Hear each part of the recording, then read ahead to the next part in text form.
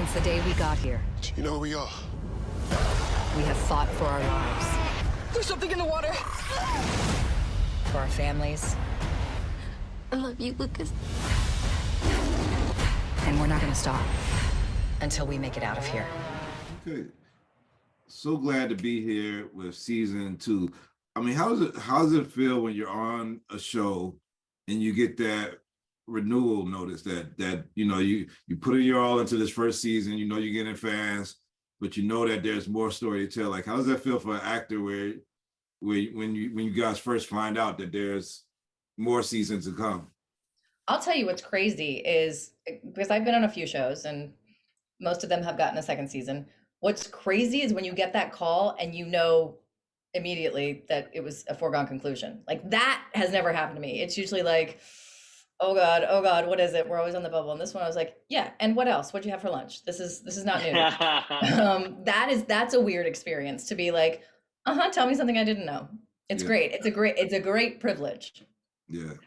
And I mean, as far as your characters that you get to expound upon, like, I mean, so much of this story was told in season 1. I mean, when you find out, Owen, that you get to expound upon that in a whole nother season, do you get eager to where do you already know where the writers are going with it, or are you imagining what the writer's going to say, or you already have clues, or like where does I had no idea where it was going to go this season, and I've been having a blast because the kind of the places that Gavin's character and the journey he goes on has been a lot of fun. It's been difficult, but it's been pretty cool. And so, and even starting off for me fresh in this season down in 10,000 BC, and then obviously knowing that Gavin had actually been Isaiah and he kind of already existed there, it kind of began in a whole new fresh place from Gavin's point of view. And there's all these additional things that happen. Oh God, sorry.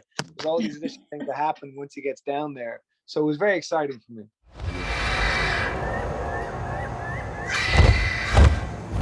I really hate this place. Sorry. I shouldn't have brought you here. You didn't. It was my choice to jump. I want to get to Mom and Josh just as much as you. I know you do. Look, the deal was, when we landed in Seattle, we said we'd walk 20 miles a day. Okay, we're never going to get to LA at this rate. Have you had a vision of them? Mom and Josh? No, we've been here a while and I haven't had one the whole time. Why not? I think the visions were memories from my childhood when I was Isaiah.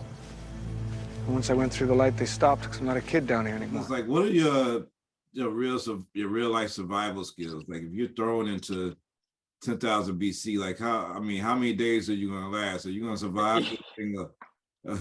Jamal, that's the best question, because honestly, I started thinking about that. I grew up, doing all the Boy Scouts and, got pretty far in a lot of that, like got really into mountaineering and all that. But man, I'll tell you what, about as long as I guess you could last without water if I wasn't eating first. But, trying to build shelter out there, you stop and think about a lot of time, because that show, we're obviously dealing with bigger matters than even just basic survival that happens so quick that oftentimes I would turn to Natalie and be like, can you imagine, like, what if you had to we had to climb this mountain to then get over here to do this? We'd be dead. There's no way like we would actually be able to pull this off. So yeah, I don't know how long I'd last, and I do fancy myself an outdoorsman, but that's real.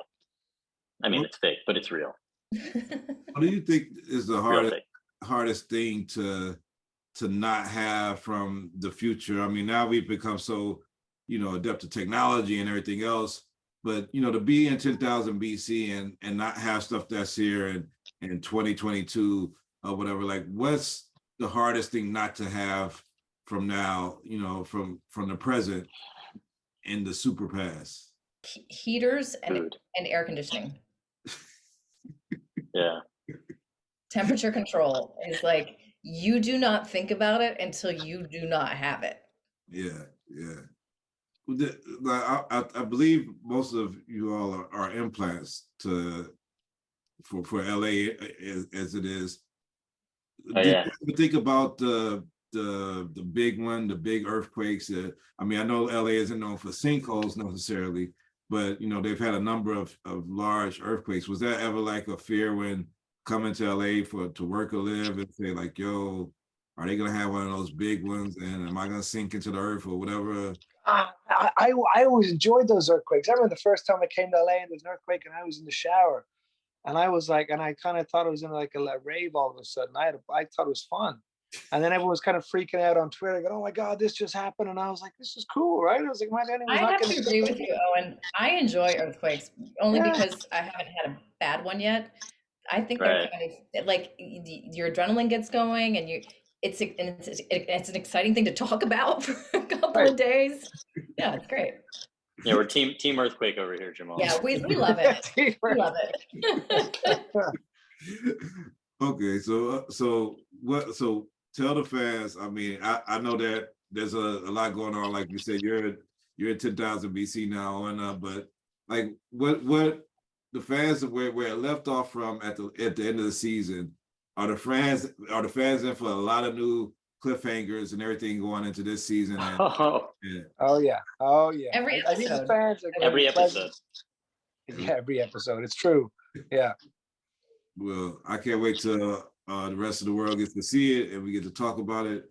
And I hope we get, well, according to Natalie, it's a foregone conclusion that there'll be a season 3 coming up. So I'm sure we'll get to talk about this a lot again next season.